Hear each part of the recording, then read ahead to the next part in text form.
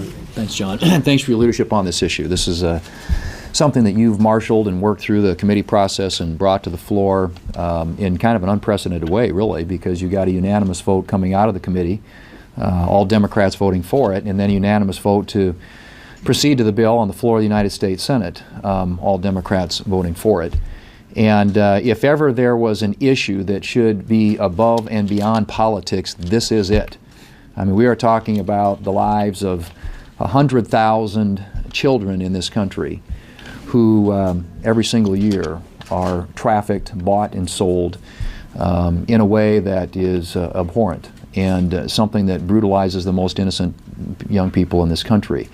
And the legislation before us attempts to address that in a number of ways. It does go after the traffickers, as Senator Cornyn mentioned, gives our law enforcement authorities the tools that they need to target these traffickers, to bring them to justice, and then to make them pay penalties which fund many of the activities that will be used to help restore the lives of the victims.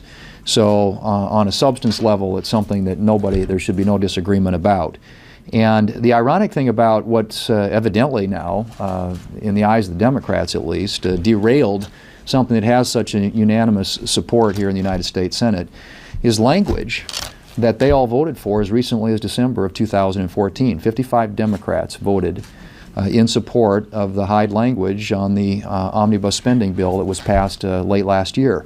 And it's a normal practice around here and has been for 40 years. As Senator Cornyn pointed out, the Hyde language is something, no matter where you are on abortion politics, has been a position that has been a consensus view around here that tax dollars shouldn't go to support abortions. That's been the case here literally since 1976 when it comes to spending measures. And so this shouldn't have surprised anyone.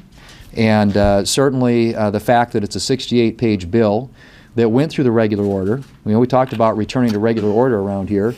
The bill was filed, introduced in January, marked up in February, gone through the rigorous, regular process that you normally have around here, where all staff members and senators have an opportunity to review legislation.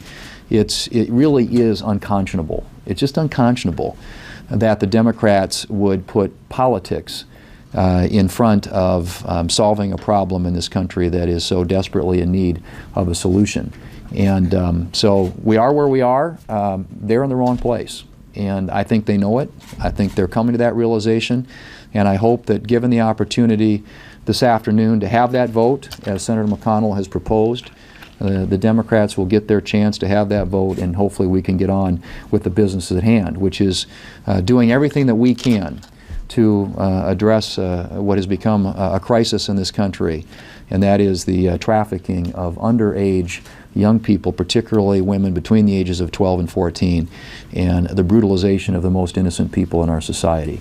That's got to stop, but before that can stop, the politics here in the United States Senate has to stop, and the Democrats have to let this bill move forward.